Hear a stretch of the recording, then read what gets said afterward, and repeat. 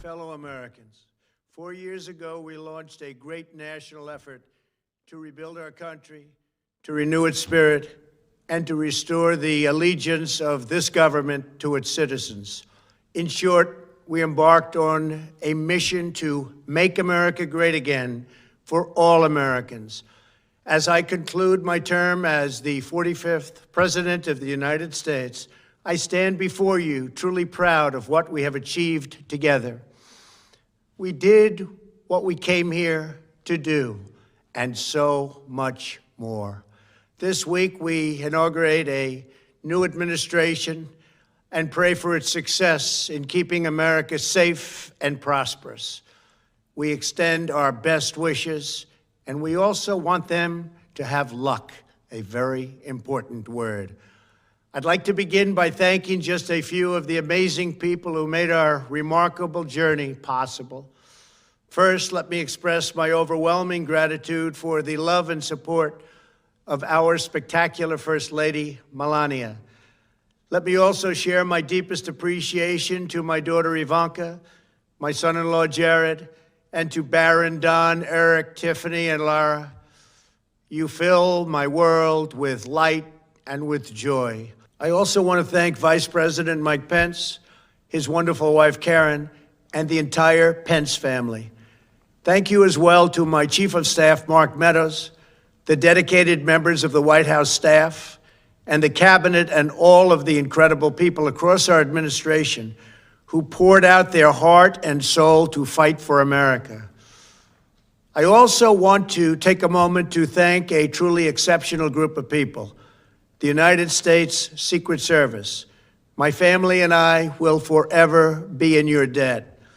My profound gratitude as well to everyone in the White House Military Office, the teams of Marine One and Air Force One, every member of the armed forces, and state and local law enforcement all across our country. Most of all, I want to thank the American people. To serve as your president has been an honor beyond description. Thank you for this extraordinary privilege, and that's what it is, a great privilege and a great honor. We must never forget that while Americans will always have our disagreements, we are a nation of incredible, decent, faithful, and peace-loving citizens who all want our country to thrive and flourish and be very, very successful and good. We are a truly magnificent nation. All Americans were horrified by the assault on our Capitol. Political violence is an attack on everything we cherish as Americans. It can never be tolerated.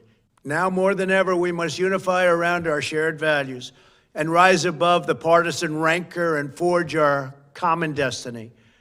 4 years ago, I came to Washington as the only true outsider ever to win the presidency. I had not spent my career as a politician, but as a builder looking at open skylines and imagining infinite possibilities. I ran for president because I knew there were towering new summits for America just waiting to be scaled. I knew the potential for our nation was boundless as long as we put America first. So I left behind my former life and stepped into a very difficult arena, but an arena nevertheless with all sorts of potential if properly done. America had given me so much, and I wanted to give something back. Together with millions of hardworking patriots across this land, we built the greatest political movement in the history of our country. We also built the greatest economy in the history of the world. It was about America first because we all wanted to make America great again. We restored the principle that a nation exists to serve its citizens. Our agenda was not about right or left. It wasn't about Republican or Democrat, but about the good of a nation, and that means the whole nation. With the support and prayers of the American people, we achieved more than anyone thought possible. Nobody thought we could even come close. We passed the largest package of tax cuts and reforms in American history. We slashed more job-killing regulations than any administration had ever done before. We fixed our broken trade deals, withdrew from the horrible Trans-Pacific Partnership and the impossible Paris Climate Accord, renegotiated the one-sided South Korea deal, and we replaced NAFTA with the groundbreaking USMCA. That's Mexico and Canada, a deal that's worked out very, very well. Also, and very importantly, we imposed historic and monumental tariffs on China, made a great new deal with China. But before the ink was even dry, we and the whole world got hit with the China virus. Our trade relationship was rapidly changing. Billions and billions of dollars were pouring into the U.S., but the virus forced us to go in a different direction. The whole world suffered, but America outperformed other countries economically because of our incredible economy and the economy that we built. Without the foundations and footings, it wouldn't have worked out this way. We wouldn't have some of the best numbers we've ever had. We also unlocked our energy resources and became the world's #1 producer of oil and natural gas, by far. Powered by these policies, we built the greatest economy in the history of the world. We reignited America's job creation and achieved record low unemployment for African Americans, Hispanic Americans, Asian Americans, women, almost everyone. Income soared, wages boomed, the American dream was restored, and millions were lifted from poverty in just a few short years. It was a miracle. The stock market set one record after another, with 148 stock market highs during this short period of time, and boosted the retirements and pensions of hardworking citizens all across our nation. 401ks are at a level they've never been at before. We've never seen numbers like we've seen, and that's before the pandemic and after the pandemic. We rebuilt the American manufacturing base, opened up thousands of new factories, and brought back the beautiful phrase, "Made in the USA." To make life better for working families, we doubled the child tax credit and signed the largest ever expansion of funding for child care and development. We joined with the private sector to secure commitments to train more than 16 million American workers for the jobs of tomorrow. When our nation was hit with the terrible pandemic, we produced not one, but 2 vaccines with record-breaking speed, and more will quickly follow. They said it couldn't be done, but we did it. They called it a medical miracle, and that's what they're calling it right now, a medical miracle. Another administration would have taken 3, 4, 5, maybe even up to 10 years to develop a vaccine. We did it in 9 months. We grieve for every life lost, and we pledge in their memory to wipe out this horrible pandemic once and for all. When the virus took its brutal toll on the world's economy, we launched the fastest economic recovery our country has ever seen. We passed nearly $4 trillion in economic relief, saved or supported over 50 million jobs, and slashed the unemployment rate in half. These are numbers that our country has never seen before. We created choice and transparency in healthcare, stood up to Big Pharma in so many ways, but especially in our effort to get favored nations clauses added, which will give us the lowest prescription drug prices anywhere in the world. We passed VA choice, VA accountability, right to try, and landmark criminal justice reform. We confirmed 3 new justices of the United States Supreme Court. We appointed nearly 300 federal judges to interpret our Constitution as written. For years, the American people pleaded with Washington to finally secure the nation's borders. I am pleased to say we answered that plea and achieved the most secure border in U.S. history. We have given our brave border agents and heroic ICE officers the tools they need to do their jobs better than they have ever done before, and to enforce our laws and keep America safe. We proudly leave the next administration with the strongest and most robust border security measures ever put into place. This includes historic agreements with Mexico, Guatemala, Honduras, and El Salvador, along with more than 450 miles of powerful new wall. We restored American strength at home and American leadership abroad. The world respects us again. Please don't lose that respect. We reclaimed our sovereignty by standing up for America at the United Nations and withdrawing from the one-sided global deals that never served our interests. And NATO countries are now paying hundreds of billions of dollars more than when I arrived just a few years ago. It was very unfair. We were paying the cost for the world. Now the world is helping us. And perhaps most importantly of all, with nearly $3 trillion, we fully rebuilt the American military, all made in the USA. We launched the first new branch of the United States Armed Forces in 75 years, the Space Force. And last spring, I stood at Kennedy Space Center in Florida and watched as American astronauts returned to space on American rockets for the first time in many, many years. We revitalized our alliances and rallied the nations of the world to stand up to China like never before. We obliterated the ISIS caliphate and ended the wretched life of its founder and leader, al-Baghdadi. We stood up to the oppressive Iranian regime and killed the world's top terrorist, Iranian butcher Qasem Soleimani. We recognized Jerusalem as the capital of Israel and recognized Israeli sovereignty over the Golan Heights. As a result of our bold diplomacy and principled realism, we achieved a series of historic peace deals in the Middle East. Nobody believed it could happen. The Abraham Accords opened the doors to a future of peace and harmony, not violence and bloodshed. It is the dawn of a new Middle East, and we are bringing our soldiers home. I am especially proud to be the first president in decades who has started no new wars. Above all, we have reasserted the sacred idea that in America, the government answers to the people. Our guiding light, our North Star, our unwavering conviction has been that we are here to serve the noble, everyday citizens of America. Our allegiance is not to the special interests, corporations, or global entities. It's to our children, our citizens, and to our nation itself.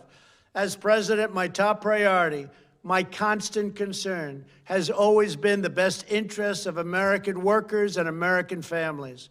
I did not seek the easiest course. By far, it was actually the most difficult. I did not seek the path that would get the least criticism.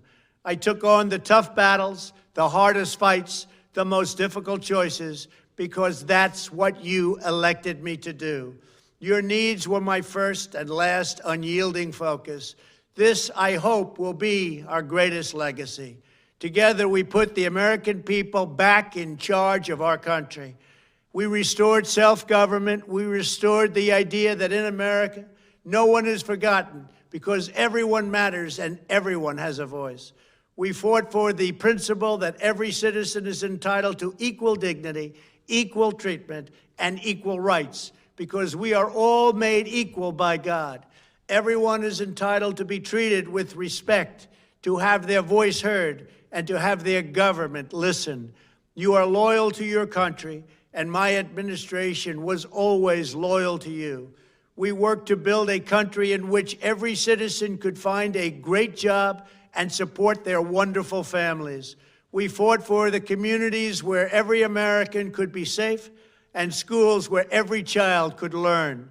We promoted a culture where our laws would be upheld, our heroes honored, our history preserved, and law-abiding citizens are never taken for granted. Americans should take tremendous satisfaction in all that we have achieved together. It's incredible. Now, as I leave the White House, I have been reflecting on the dangers that threaten the priceless inheritance we all share. As the world's most powerful nation, America faces constant threats and challenges from abroad.